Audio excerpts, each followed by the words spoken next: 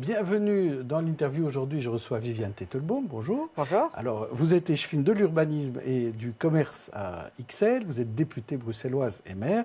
On va passer un peu vos compétences en revue parce qu'il y a beaucoup de sujets d'actualité à voir avec vous. D'abord, hier, le maire a attaqué pour conflit d'intérêts la secrétaire d'État Cécile Jodogne en marge de la commission SIAMU. Conflit d'intérêts et en cause, il y a des validations de dépenses indues. Est-ce qu'elle a couvert une affaire louche ? Mais il semblerait qu'effectivement, en réalité, l'inspection des finances et le ministre du budget aient dit qu'il ne fallait pas de convention de transaction et qu'il ne fallait donc pas régulariser ces montants. Or, la secrétaire d'État est quand même allée vers le gouvernement en disant « je souhaite une convention de transaction que le gouvernement aurait validée ». Donc oui, c'est particulier. Alors, ce ne sont pas des montants importants, mais c'est le principe. 2 000 euros de Exactement. frais. Donc, et en plus, qui sont des vrais frais, ce n'est pas des faux frais. Non, ce sont des vrais frais. Moi aussi, j'achète du parfum, mais je ne vais pas rentrer ça en note de frais, où que ce soit d'ailleurs. Donc, oui, ce sont des vrais frais. Non, ce ne sont peut-être pas des frais éligibles par rapport aux fonctions et au travail qui est fait. Et donc, quand l'inspection des finances dit que ce ne sont pas des frais éligibles et donc il ne faut pas de convention de transaction pour le régulariser et que la secrétaire d'État régularise quand même, il y a effectivement un problème.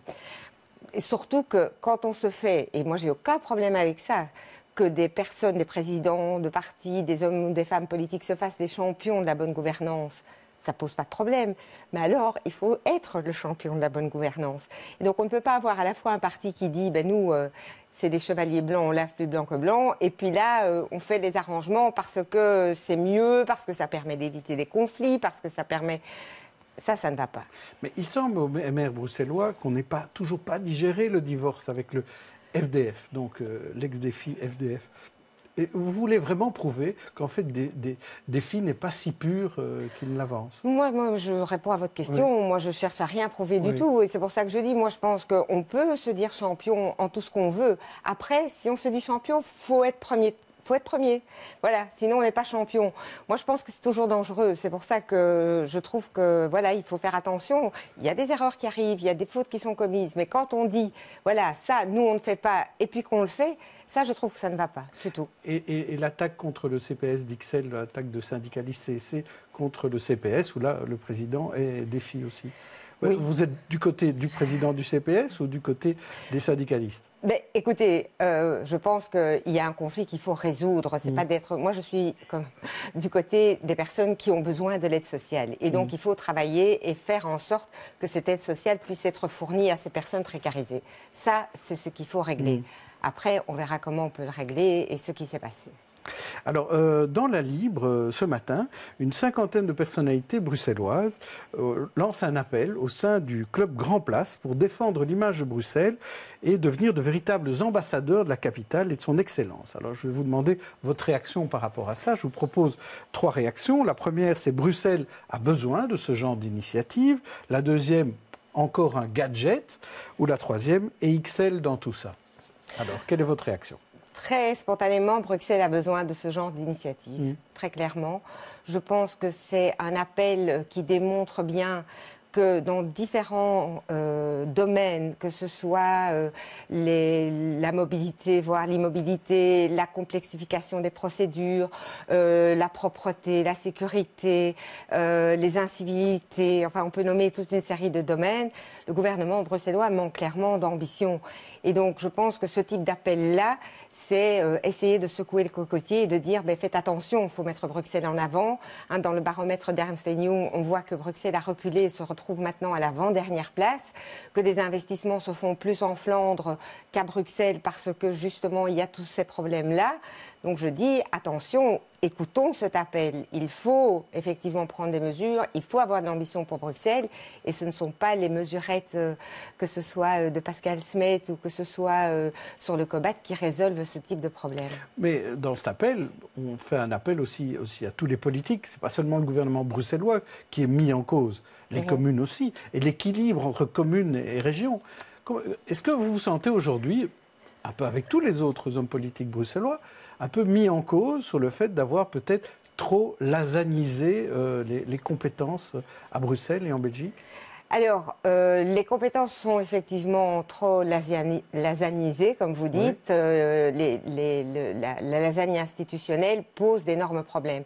Et je vais vous dire, elle est totalement incompréhensible pour le citoyen et la citoyenne bruxelloise. Un exemple la propreté. Par exemple, la 6e réforme de l'État n'a pas pu se faire comme on souhaitait le faire au niveau des personnes politiques parce que les syndicats ont fait grève et qu'on a toujours peur des grèves des syndicalistes au niveau de la propreté, ils le savent très bien.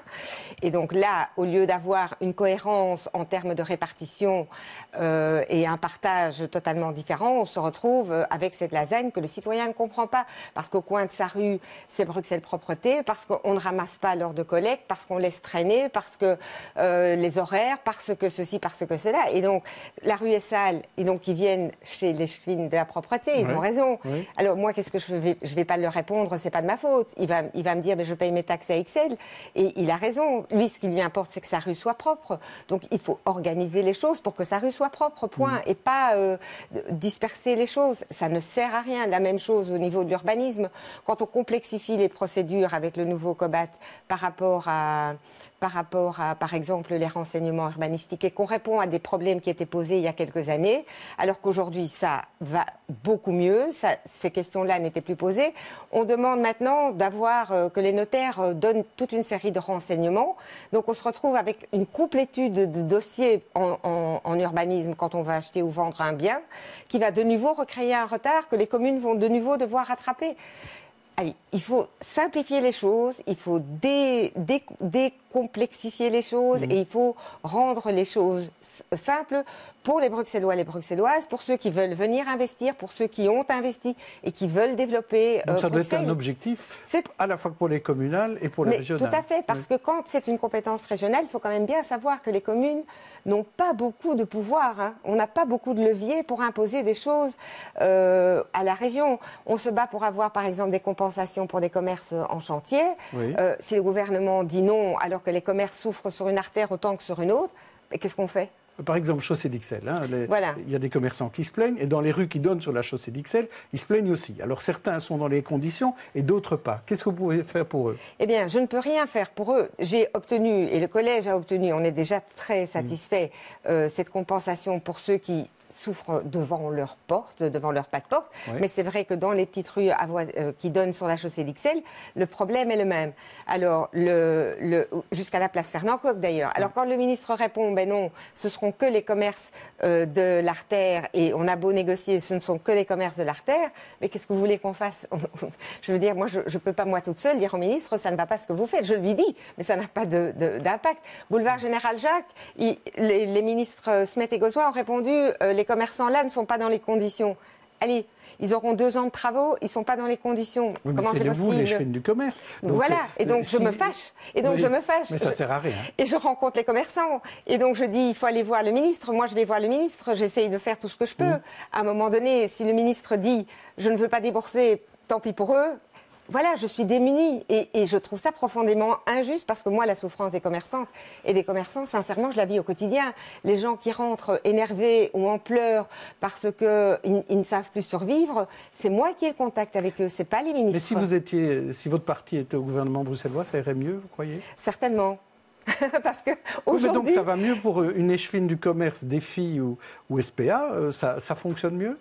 Je pense que ça fonctionne... Alors, il y a certainement, il y a toujours, et ça on le sait, quand un parti est au pouvoir, des canaux privilégiés. Oui. Voilà. Après, dans les communes, on est aussi en majorité avec d'autres partis qui ne sont pas forcément en miroir avec les gouvernements, surtout que pour l'instant, tous les gouvernements... À Excel, il y a le PS est au pouvoir. Voilà, avec vous. Et donc on arrive peut-être via certaines personnes à avoir des canaux privilégiés. Oui.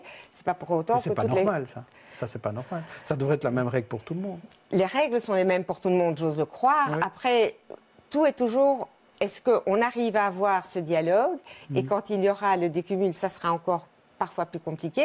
Est-ce qu'on arrive à avoir le dialogue avec le pouvoir supérieur ? Quel type de dialogue on peut avoir et quels résultats on peut engranger ?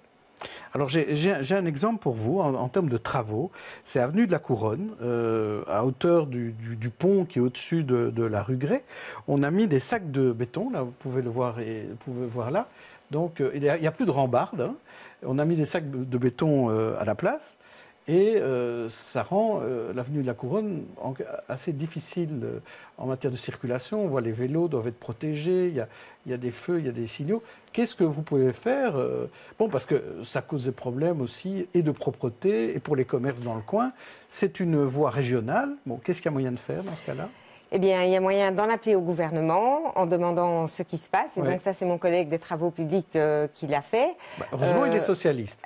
Oui, enfin bon, après, il ne faut pas caricaturer non plus, je pense. Mais il fait son travail. Voilà, c'est toujours que c'est pas réglé. Oui. Et, je pense qu'il fait son travail. Après, effectivement, en termes de délai, je pense que les délais aussi, au niveau bruxellois, sont un vrai problème. Les choses prennent beaucoup trop de temps. Et donc, quelque chose comme ça, comme vous le dites si justement, engendre des dépôts clandestins de sacs poubelles. La région ne ramasse que 2 fois par semaine. Donc, c'est à la commune qu'on va demander de régler les problèmes entre-temps, parce que quand on a un dépotoir à ciel ouvert, mais nous, on ne peut pas laisser les choses comme ça. Mais ce n'est pas juste non plus de charger les équipes communales du travail que ne font pas les équipes régionales. Et on est de nouveau dans le même circuit. Et donc là... Mais comment sortir de ça? Parce que vous n'êtes pas la première à vous en plaindre, vous n'êtes pas la première à le dire. Au niveau fédéral, on dit même qu'il faut refédéraliser certaines compétences.